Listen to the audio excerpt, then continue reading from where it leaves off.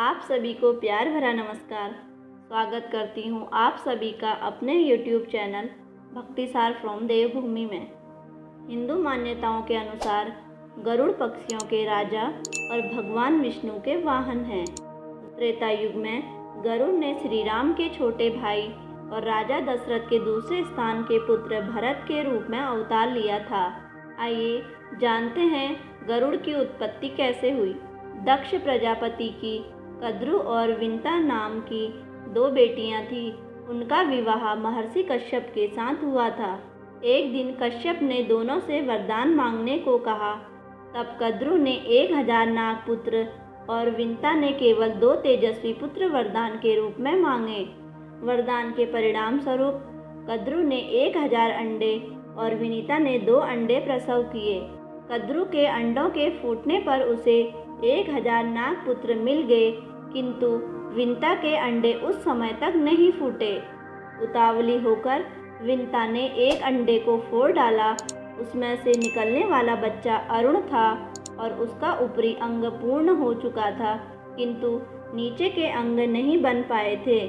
उस बच्चे ने क्रोधित होकर अपनी माता को श्राप दे दिया कि माता, तुमने कच्चे अंडे को तोड़ दिया है, इसलिए तुम्हें 500 वर्षों तक अपनी बहन तथा सौतन की दासी बनकर रहना होगा, जिससे तू इतनी घृणा करती है। लेकिन ध्यान रहे दूसरे अंडे को अपने से ही फूटने देना। उस अंडे से एक अत्यंत तेजस्वी बालक और मेरे छोटे भाई उत्पन्न होंगे और वही तुझे श्राप से मुक्ति दिलाएंगे। इतना कहकर अरुण नामक वह बालक आकाश में उड़ गया और सूर्य नारायण के रथ का सारथी बन गया। समय आने पर विंता के दूसरे अंडे से महातेजस्वी गरुड़ की उत्पत्ति हुई। उसकी शक्ति और गति अद्वितीय थी। एक दिन कद्रु ने गरुड़ से कहा कि तुम मेरी दासी के पुत्र हो, इसलिए तुम मेरे पुत्रों को घुमाने ले जाओ।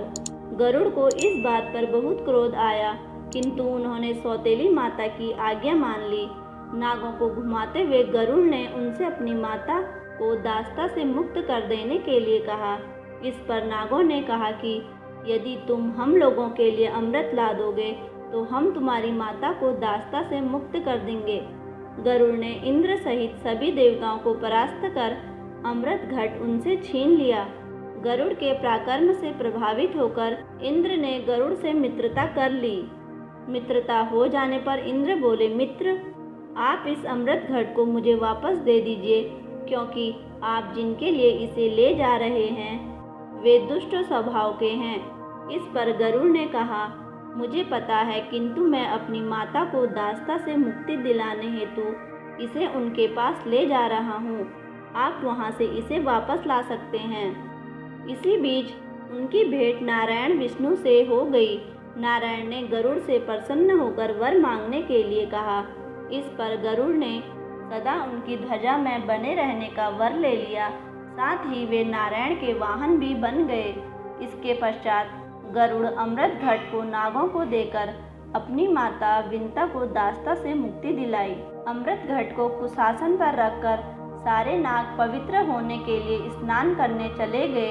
इसी बीच इंद्र चोरी से उस अमृत घट को उठा कर ले गए। गरुड़ और उनके बड़े भाई अरुण का विवाह पक्षी कुल में 2 बहनों से हुआ था। गरुड़ की पत्नी का नाम उन्नति और अरुण की पत्नी का नाम सयेनी था, तथा अरुण के 2 पुत्र जटायु और संपाति हुए और गरुड़ के पुत्र सम्मुख हुए।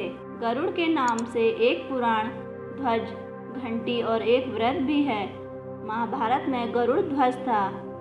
गरुड़ के नाम से ही गरुड़ पुराण की उत्पत्ति हुई, जिसमें मृत्यु के पहले और बाद की स्थिति के बारे में बताया गया है।